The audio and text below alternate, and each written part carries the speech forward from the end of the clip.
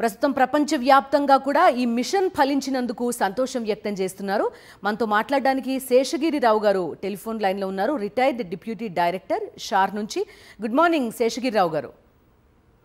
Good morning అందరికి. ఇది ఒక అద్భుతమైన ప్రక్రియ అనుకోవచ్చు.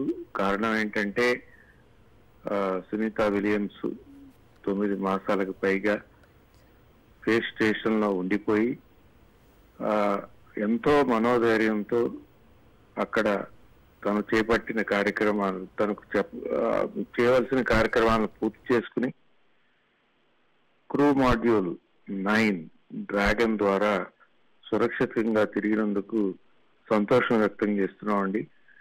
క్రూ మాడ్యూల్కి అటువంటి చరిత్ర ఉంది.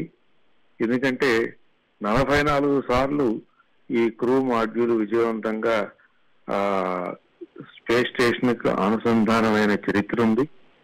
అంతేకాదు ఈ క్రూ మాడ్యూల్ ఒకసారి తిరిగి వచ్చిన తర్వాత దాన్ని 29 సార్లు మళ్ళీ ఉపయోగించారు. దానికి పేర్లు చేపట్టి అంత ప్రాధాన్యత కలిగినటువంటి క్రూ మాడ్యూల్ అది.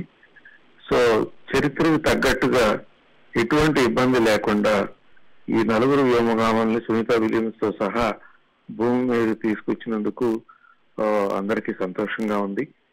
ఇంకా మనం ఎదురు చూడవలసింది ఏంటంటే ఎంత త్వరగా ఆమె ఈ స్పేస్ సిక్నెస్ లో నుంచి బయటకు వచ్చి మరి దైనందిన జీవితాన్ని అందరి మనుషుల్లాగా చేస్తారని ఎదురు చూడాలి మనం. అది తప్పకుండా అవుతుంది. ఎందుకంటే ఆమె ఇక్కడ స్పేస్ స్టేషన్ కి వెళ్ళక ముందు 300 గంటలకు పైగా ఆమెకి అనుభవం ఉంది. ఇలాంటిది కొత్త ఏం కాదు. వీళ్ళకు కూడా ఆరోగ్యానికి సంబంధించి ఎలా స్వస్థత తెచ్చుకోవాలి, భూమి మీదకి వచ్చినాక ఈ భూమి ఆకర్షణ శక్తి వలన ఉండేటువంటి ఇబ్బందులు, ఇప్పుడు దాకా మైక్రోగ్రావిటీలో ఉన్నారు కాబట్టి ఏ విధంగా అధిగమించాలనేది వాళ్ళకి నిరంతరంగా ఎక్సర్సైజ్ చేస్తూ ఫిజియోథెరపీ ద్వారా వాళ్ళు స్వస్థత త్వరగా చేకూరుతుందని అనుకుంటున్నాం. ఇది ఒక అద్భుతమైన సాంకేతిక పరంగా ఇది ఒక అద్భుతమైన ప్రక్రియని మనం చెప్పుకోవచ్చు. మన నాసా వారికి మరి స్పేస్ ఎక్స్ వారికి ధన్యవాదాలు చెప్పొచ్చు. సునీత విలియమ్స్ కి ఆమెతో పాటు వచ్చిన మిగతా ముగ్గురికి భూమి మీదకి అందరి తరపున ఆహ్వానం అందిద్దాం. యా శేషగిరిరావు గారు, చూస్తున్నాండి స్పేస్ క్యాప్స్యూల్ భూమిపైకి వచ్చే టైంలో వేగం చాలా ప్రధాన భూమిక పోషిస్తుంది కదా. ఎందుకంటే చాలా వేగాన్ని నియంత్రించుకుంటూ తగ్గించుకుంటూ ల్యాండ్ కావాల్సి వస్తుంది. సో ఈ హీట్ ప్యాడ్స్ ఇవన్నీ కూడా మండుతూ ఒక అగ్నిగోళంలా కనిపిస్తూ ఉంటాయని చెప్తారు. ఈ మొత్తం ప్రక్రియ అంతా కూడా నిజంగా ఒక మానవుడు సాధించిన ఒక పెద్ద అచీవ్మెంట్గా భావించాల్సి వస్తుంది. సో వీటన్నింటినీ క్రాస్ చేయడానికి ఏం జరిగిందంటే ఏం చెప్తారండి? అంటే మన వాతావరణంలోకి ప్రవేశించిన తర్వాత ఎలాంటి పరిస్థితులను ఎదుర్కొంటుంది స్పేస్ క్యాప్స్యూల్? వాతావరణంలో ప్రవేశించినప్పుడు ప్రథమంలో 28,000 కిలోమీటర్లు, దాదాపు 28 నుంచి 24,000 తగ్గుతుంది. అంచెలంచెలుగా ఆల్టిట్యూడ్ తగ్గించుకుంటూ వస్తున్నాం కాబట్టి 24,000 దాదాపు 24,000 కిలోమీటర్స్ నుంచి 560 కిలోమీటర్లకి డిఆర్బిట్ బర్న్ ద్వారా తగ్గిస్తారు. ఈ 560 కిలోమీటర్ల గంటకి వేగం నుంచి ఆ సమయంలో 5.5 కిలోమీటర్ల ఎత్తులో ఉంటుంది. అప్పుడు 2 డ్రోగ్ పారాచూట్లు తెరుచుకుని ఈ 560 కిలోమీటర్స్ పర్ అవర్ ఉన్న వేగాన్ని 190 కిలోమీటర్ల గంటకి వేగం తగ్గిస్తుంది. దాంతోపాటు 5.5 కిలోమీటర్ల ఎత్తులో ఉన్నదాన్ని 1.8 కిలోమీటర్ల ఎత్తుకు వస్తుంది. ఇక్కడ ఈ డ్రోగ్ పారాచూట్లు విడిపడి 1.8 కిలోమీటర్ల దగ్గర 190 కిలోమీటర్ల పర్ అవర్ వేగం ఉన్న చోట 4 మెయిన్ పారాచూట్లు విచ్చుకుని క్రమేణా ఎత్తు తగ్గించుకుంటూ వేగం తగ్గించుకుంటూ 25 కిలోమీటర్ల పర్ అవర్ వేగం వచ్చేట్టుగా తగ్గించి స్లోగా సముద్ర ఉపరితలం మీద దిగుతూ స్ప్లాష్ డౌన్ చేస్తుంది అనమాట.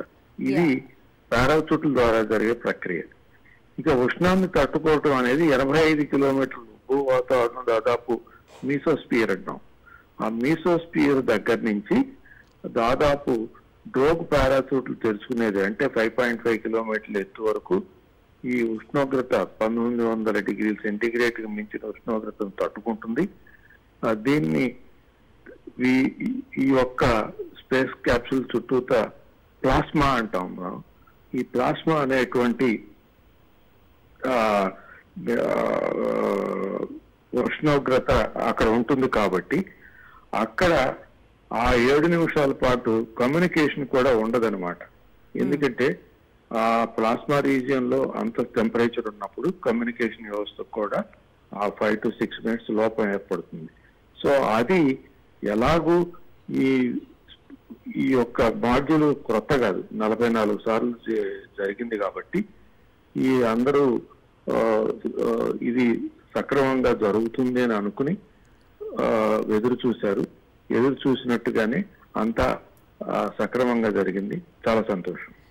శేషగిరిరావు గారు, ఇప్పటిదాకా వీళ్ళు భారరహిత స్థితిలో ఉండి ఉన్నారు కదా, బాడీలో ఎలాంటి మార్పులు ఉంటాయి? ఇప్పుడు ఈవెన్ బ్లడ్ ఫ్లో కూడా మారుతుందని చెప్తారు. గ్రావిటీ లేని టైంలో 9 నెలల పాటు సుదీర్ఘంగా అక్కడ ఉండి వచ్చిన పరిస్థితి కదా, వీళ్ళు రికవర్ కావడానికి కానీ నార్మల్ కావడానికి కానీ, అట్ ద సేమ్ టైం ఈ తలలో ఉండే బ్లడ్ ఫ్లో కూడా కంప్లీట్గా మారుతుంది, స్టాగ్నెంట్ అయిపోతుంది అక్కడ బ్లడ్ అనేది కూడా చెప్తారు. ఎందుకంటే ఈ గ్రావిటీ లేకుండా ఉన్నారు కాబట్టి రికవర్ కావడానికి నార్మల్ స్థితికి రావడానికి వాళ్ళకి ఎంత టైం పట్టొచ్చండి?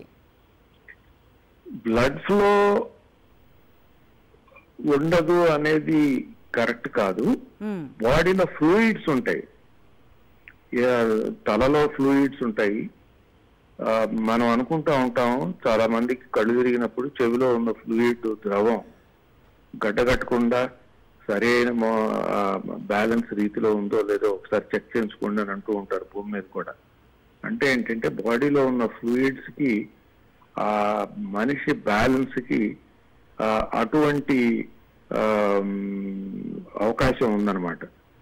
ఈ యొక్క అక్కడ మైక్రో గ్రావిటీ వలన ఏమవుతుంది అంటే మనకు తెలుసు, గుండె భూమి మీద ఉన్నప్పుడు కాళ్ళకి రక్త ప్రసరణ చేసేటప్పుడు ఈ గ్రావిటీకి అనుసరించి కిందకి రక్త ప్రసరణ చేస్తుంది.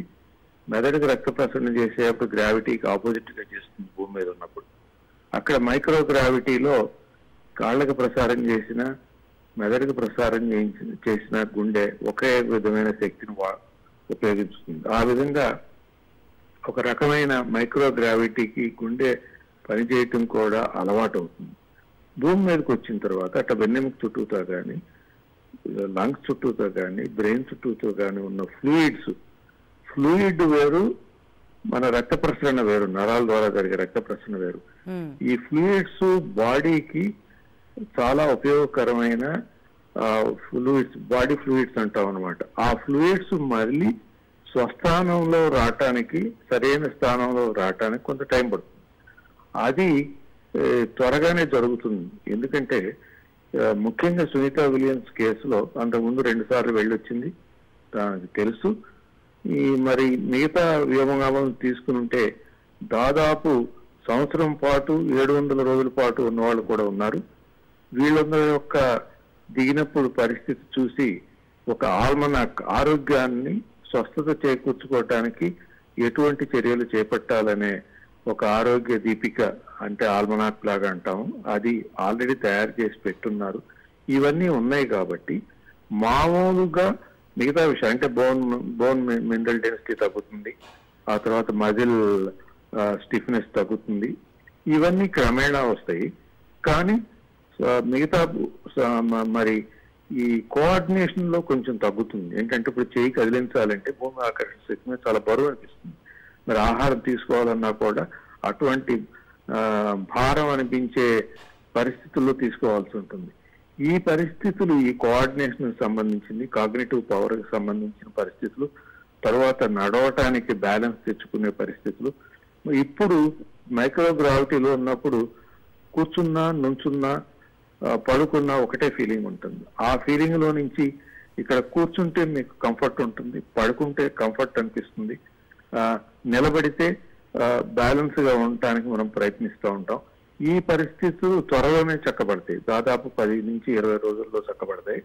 అంటే ఏంటంటే మామూలుగా మనం చూసే వాళ్ళకి మామూలుగానే ఉన్నారు, తనకు సంబంధించిన పనులు, ఆహారం తీసుకోవటం, నీరు తాగటం, ఇవన్నీ సాధారణ స్థితికి వచ్చేసాయి అనుకుంటే చూసే వాళ్ళందరికీ మామూలు స్థితికి వచ్చినట్టుగా కనపడుతుంది. ఇంటర్నల్ గా బోన్ మ్యారో కాదు, బోన్ డెన్సిటీ, ఆ తర్వాత కండరాల స్టిఫ్నెస్ పెంచుకోవటం, బలం పెంచుకోవటం అనేది క్రమేణా జరుగుతుంది. Right sir, thank you Seshagirirao గారు. చూస్తున్నాం సునీత విలియమ్స్ని స్పేస్ క్యాప్స్యూల్ నుంచి బయటకు తీసుకొస్తున్న దృశ్యాలు. ఈ దృశ్యం చూడడం కోసం ప్రపంచం అంతా చాలా రోజులుగా వెయిట్ చేసింది. అలాంటి ఒక హ్యాపీ మార్నింగ్ ఈరోజు అని మనం చెప్పుకోవచ్చు. సునీత విలియమ్స్తో పాటు 4 వ్యోమగాముల్ని స్పేస్ క్యాప్స్యూల్ నుంచి బయటకు తీసుకొస్తున్న దృశ్యాలు ప్రస్తుతం ప్రపంచం అంతా కూడా చూసి చాలా ఆనందం వ్యక్తం చేస్తోంది. ప్రస్తుతం ఈ రోదసి యాత్రని 4 ఆస్ట్రోనాట్స్ కంప్లీట్ చేసుకుని భూమిపైకి చేరుకున్న దృశ్యాలు ప్రపంచం అంతా కూడా చూస్తోంది. మనతో మాట్లాడడానికి కేవీఏ చక్రవర్తి గారు ఫోన్ లైన్లో ఉన్నారు, సైంటిస్ట్ ఆయన. నమస్కారం చక్రవర్తి గారు, very good morning. Good morning. చూస్తున్నాం అండి, సునీత విలియమ్స్ తో పాటు 4 వ్యోమగాములు చేరుకున్నారు, భూమిని చేరుకున్నారు. వాళ్ళ హ్యాపీ స్మైల్స్ చూసి ప్రపంచం అంతా కూడా సంతోషంగా ఉంది. చాలా సంతోషకరమైన వార్త అండి ఇది. పొద్దున్నే మన భారతీయులందరికీ, అందులో భారతీయ సంతతికి చెందిన ఈమె ఇంత క్షేమంగా ఈనేళ్లు రికార్డులు బద్దలు కొట్టి